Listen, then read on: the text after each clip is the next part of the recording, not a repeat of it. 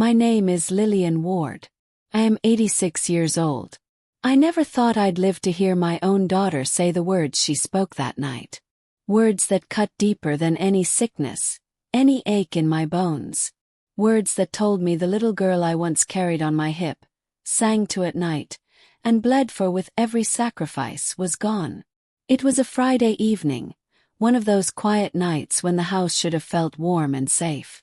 Instead, it was buzzing with their whispers, thick with a tension I couldn't quite name until it hit me in the face. I had been sitting in the living room, folding laundry, something small to feel useful, when I heard them in the kitchen. My daughter, Miriam, and her husband, Charles. Their voices drifted through the half-closed door, sharp as knives even when hushed. "She ruins everything," Charles hissed. "I can't have my colleagues over here with her shuffling around like some ghost. Do you know what that does to my image?" Miriam's reply came, softer, guilty. "She's my mother, Charles. What do you expect me to do?" "I expect you to act like a wife, not a caretaker," he snapped. "She ruins our comfort, our freedom. This house feels like a nursing home with her here. And I won't live like this." The words burned in my ears. Comfort. Freedom. As if my very existence had shackled them. I pressed the towel in my lap tighter, hoping, praying that my daughter would defend me. That she would remember the woman who raised her from nothing, who worked double shifts to buy her school clothes, who slept in the cold so she could have heat in her room. Instead, Miriam's voice came again, quieter this time, but clear enough to shatter me. "You're right. She's just in the way now." The towel slipped from my hands. I sat frozen, staring at the wall, the words echoing like gunshots in my skull. "In the way. Ruins our image. Or comfort. Or freedom." Every beat of my heart felt heavier than the last, as though the weight of their betrayal pressed down on my chest. My hands trembled, not from age this time, but from rage, hot and electric. They came into the living room a few minutes later, wearing polite smiles, as if they hadn't just gutted me. Charles kissed Miriam's cheek and went upstairs. Miriam sat across from me, scrolling her phone, not meeting my eyes.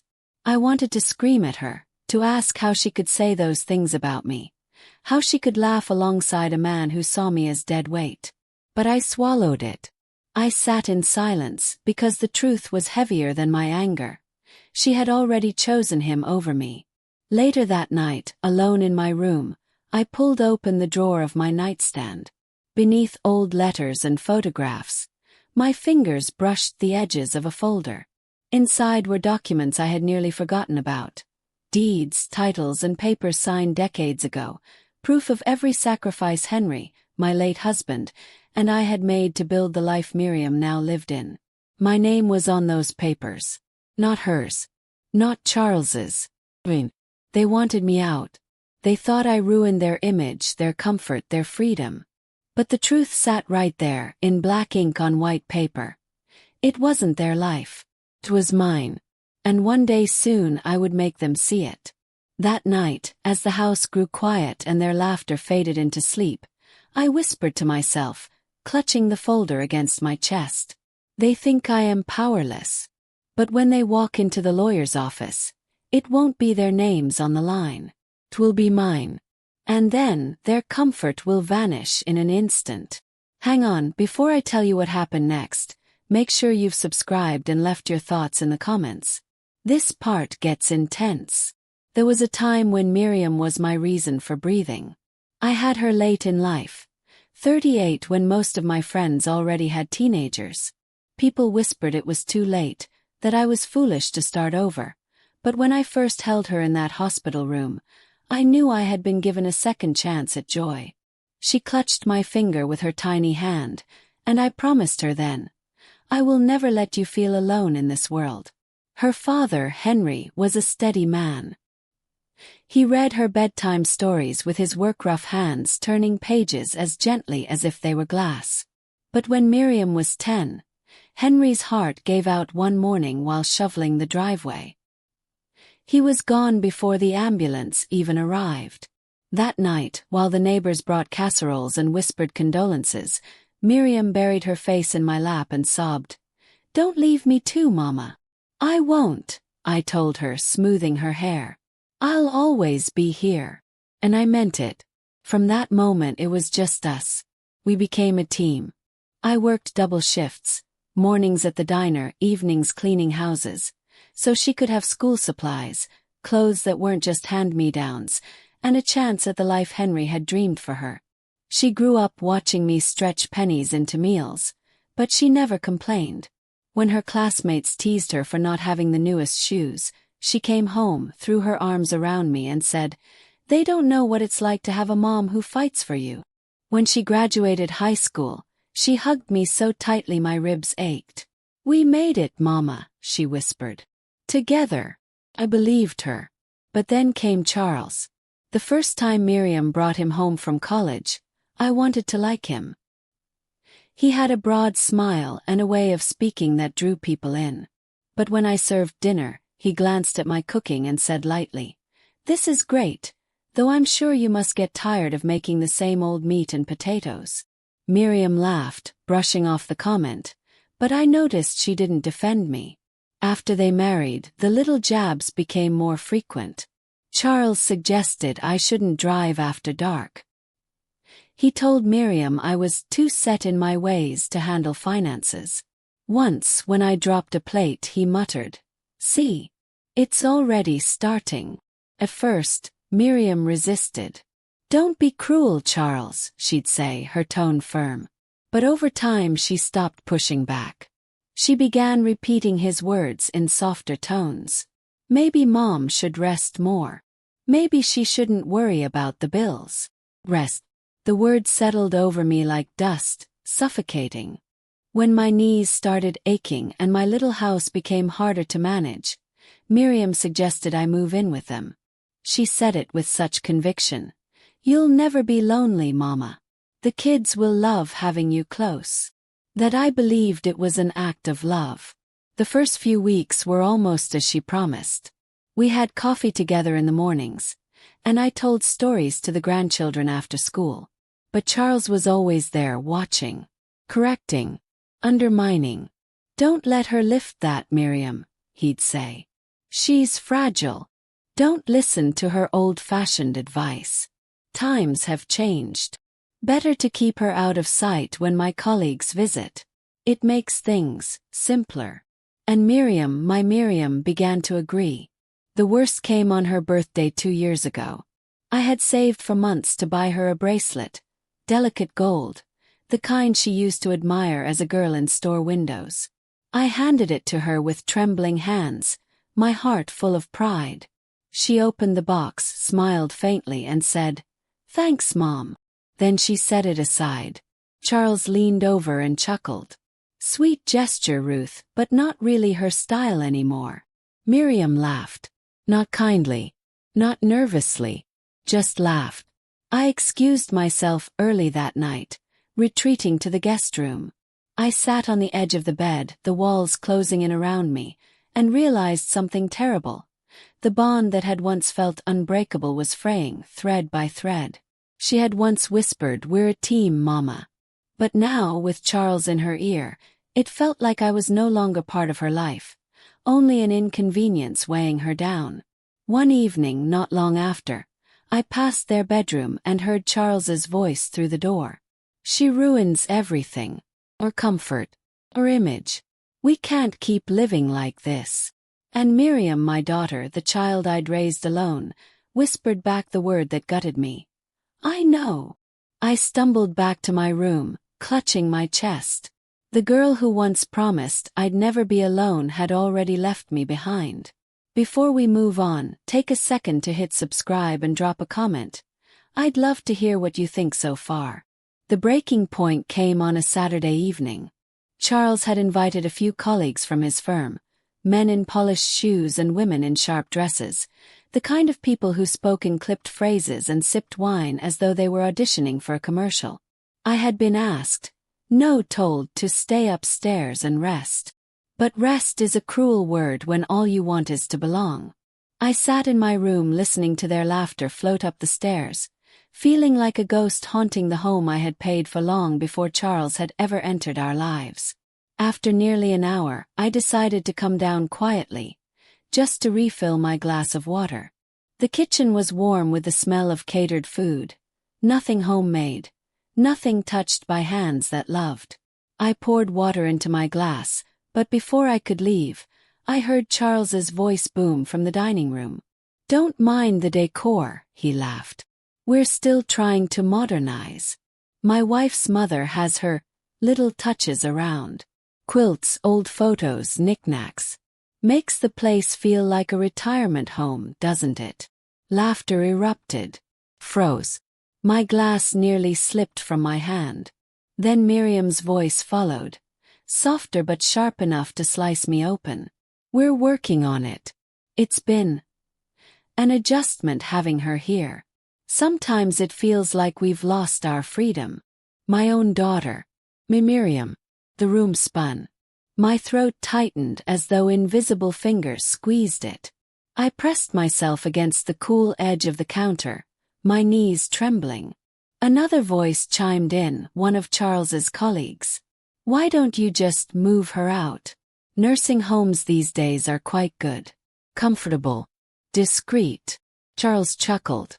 "That's the plan eventually. For now, we're just managing the situation." Managing. As if I were a problem. Or a blemish on their perfect image. The laughter rose again. Glasses clinked. My name was not spoken, but I could feel it hanging heavy in the air. A shame to be hidden, tidied away like clutter. I couldn't breathe. I turned and stumbled back up the stairs, every step heavier than the last.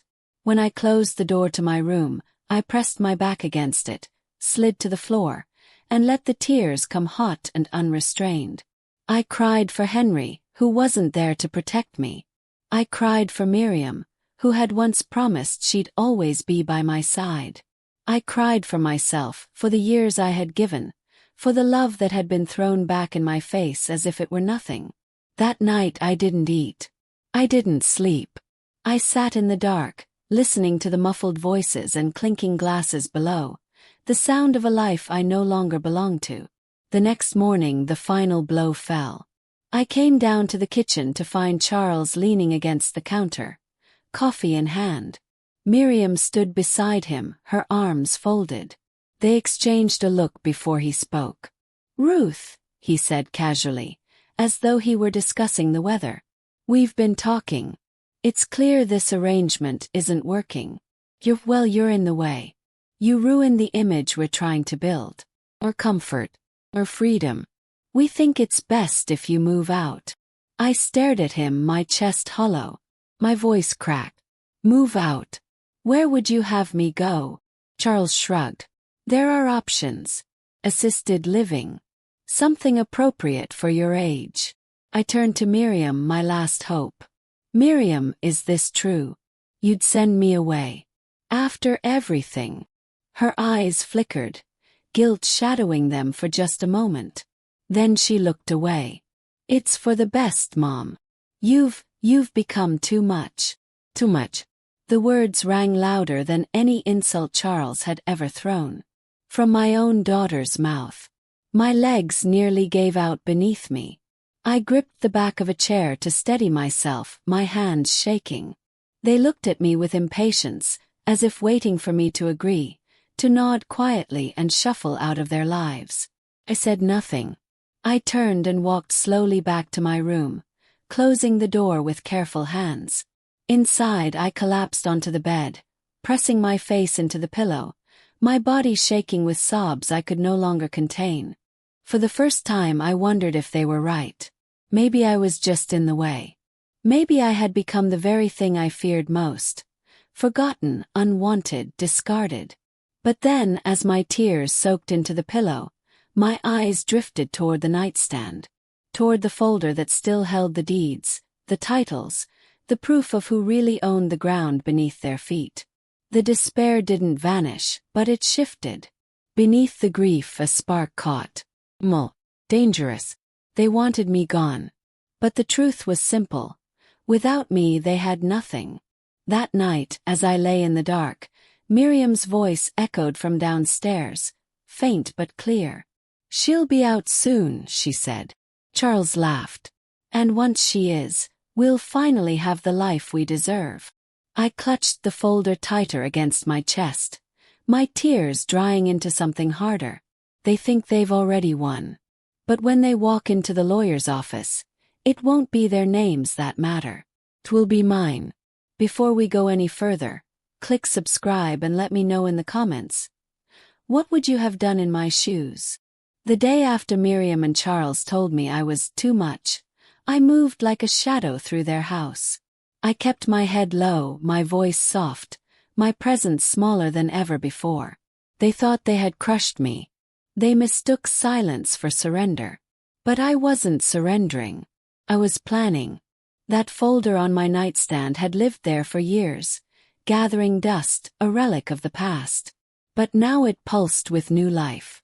Inside it were the documents that Henry and I had protected like treasure. The deed to the house, the mortgage papers stamped paid in full, the property taxes with my name at the top.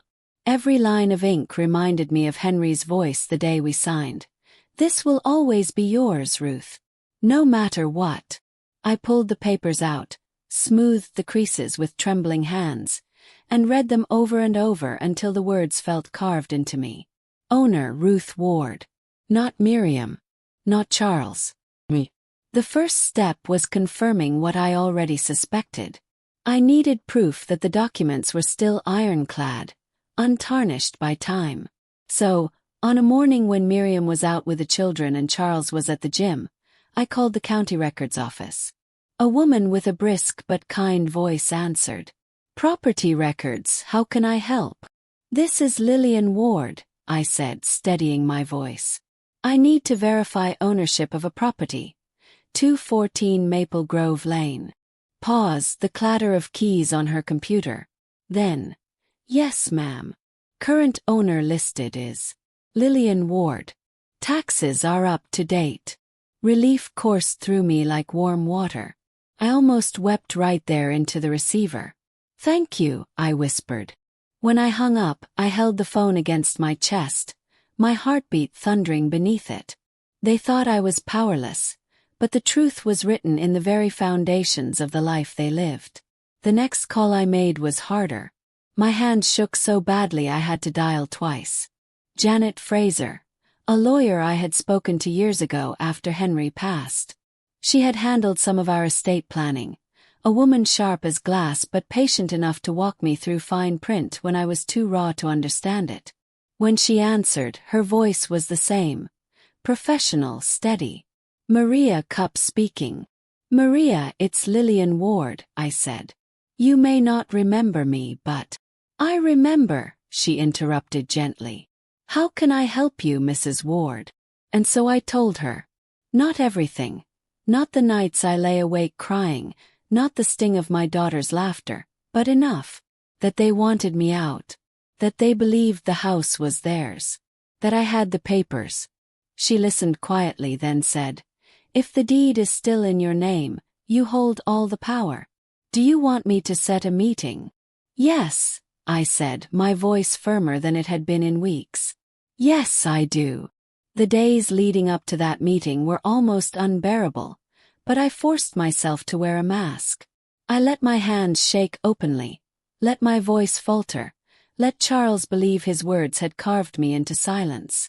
When Miriam asked if I was all right, I gave her a weak smile and whispered, "I'm just tired." They relaxed. They believed the battle was over. But inside I was building. Every cruel word they spoke became another brick in my wall. Every mocking laugh became another weapon in my arsenal. One evening, Charles smirked as I passed the living room and said to Miriam, "She's quieter now. Guess she's finally realizing she doesn't belong here." Miriam nodded, her eyes on her phone. "It's better this way." They didn't notice me pause, didn't see the flicker of a smile at the corner of my mouth. Better this way indeed. The night before the meeting, I sat at my desk in the small guest room, the folder spread out before me. The papers glowed under the lamplight, proof of my life's work, proof of every sacrifice Henry and I had made. I slipped them neatly into a large envelope, added my ID, and tucked it into my handbag. Then I rehearsed what I would say. Not long speeches, not pleas. Just the truth. Cold. Undeniable. Ruth Ward. Owner. For the first time in weeks, I slept soundly. The morning of the meeting, Charles strode into the kitchen, straightening his tie. "We've got an appointment today," he told Miriam. "Lawyer's office. Time to put everything in order." Miriam nodded, her smile sharp. "Finally. We'll be free." I poured my tea quietly, letting the steam fog my glasses. They thought they were walking into that office to secure their comfort. But by the time they walked out, their comfort would be ashes. Before we move on, take a second to hit subscribe and drop a comment. I'd love to hear what you think so far. The air in the lawyer's office was cool, too cool, as if the temperature itself was designed to strip away comfort. The walls were lined with shelves of heavy law books, their spines gleaming like soldiers standing at attention. A mahogany table stretched between us, polished so bright it mirrored our faces, though only one of us looked calm. Charles sat stiff-backed, confidence radiating from him like cologne. Miriam sat beside him, her hands folded neatly in her lap, though her fingers twitched against one another. She looked at me once, her eyes flickering, then turned away. Across from us sat Maria Cupp, her expression professional but not unkind. A thick folder rested in front of her, closed for now. "Thank you for coming," Maria began smoothly. "We're here today to clarify property ownership and living arrangements regarding the Ward residence at 214 Maple Grove Lane." Charles leaned forward, his grin sharp. "Yes, finally. We've been shouldering the responsibility of the house for too long. It's time things were transferred properly. My wife and I are ready to take full ownership." My chest tightened, but I kept my face still, my hands folded calmly in my lap. Maria's brow arched ever so slightly. "Transferred?" "Yes," Charles said, his voice smug. "Obviously the house isn't really hers anymore. We've invested in upkeep, renovations, modern touches. It's only fair." He smirked in my direction. "Besides, she's not capable of managing property at her age.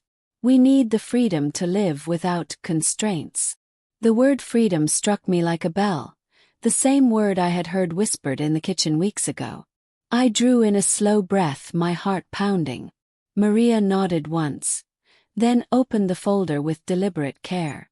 She pulled out a document, slid it across the table, and tapped it with her pen. "Actually," she said, her voice cool and precise, "the house is legally and wholly owned by Mrs. Lillian Ward. Title is clear.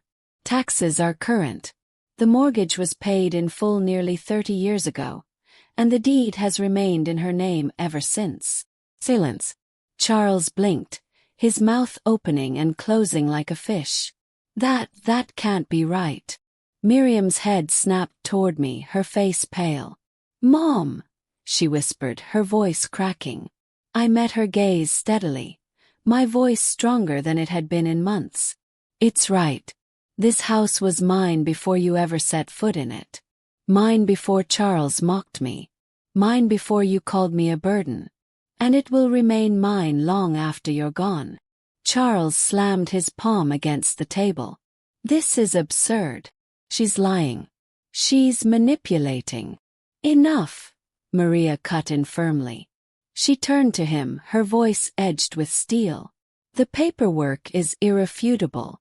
You have no claim here.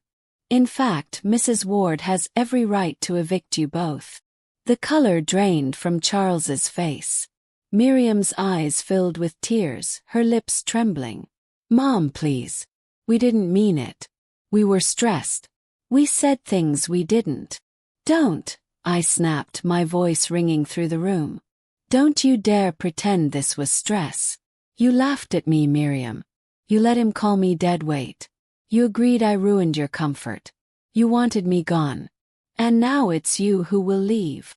The silence that followed was suffocating. Charles sat rigid, his jaw clenched, fury radiating from him. Miriam sobbed quietly, pressing a hand to her mouth. But I didn't waver. For weeks, I had swallowed their cruelty. For weeks, I had bent under their contempt. But here in this office, with the law on my side and my name inked in bold across the deed, I stood tall. 3 days later, the house was mine again, in more than name. Charles and Miriam packed their things under the watchful eyes of the sheriff. The neighbors peeked through their curtains, whispers spreading fast. They lost the house. It wasn't theirs to begin with. I stood on the porch, cane in hand, watching them load the car. Miriam's eyes darted to mine once, desperate, searching for mercy. But mercy is not given to those who spit on love. I turned my gaze away. When the car finally pulled out of the driveway, I walked slowly back into the house. The silence wrapped around me like an old quilt, warm and familiar. I ran my hand along the banister Henry built, breathed in the scent of the maple floors, and for the first time in years I felt peace. That evening, I sat in Henry's old armchair with the deed spread out on my lap. My name stared back at me, steady, unshaken. Proof that no matter how they had tried to erase me, my life's work could not be stolen. They wanted me out. They thought they had won. But in the end, it was my name that held the power, and their arrogance that left them with nothing. A week later, a letter arrived in the mail. No return address, but I knew the handwriting, Miriam's. "We're staying at a motel. Charles blames me for everything. I don't know what to do. Please, Mum. I was wrong." I folded the letter once, slid it into the same folder that held the deed, and whispered into the quiet house. "You chose your comfort over me, Miriam. Now live with it." I locked the folder away, turned the key in the front door, and let the silence of my home embrace me once more. They tried to erase me, tried to turn me into a problem, a burden, a shadow in my own home. But in the end, it wasn't their arrogance that defined the story. It was my name on the papers, my strength that endured, my power that stood when theirs collapsed. They lost everything. I reclaimed my life. For more stories of betrayal, revenge, and justice served cold, subscribe and hit the bell, because you won't want to miss the next one.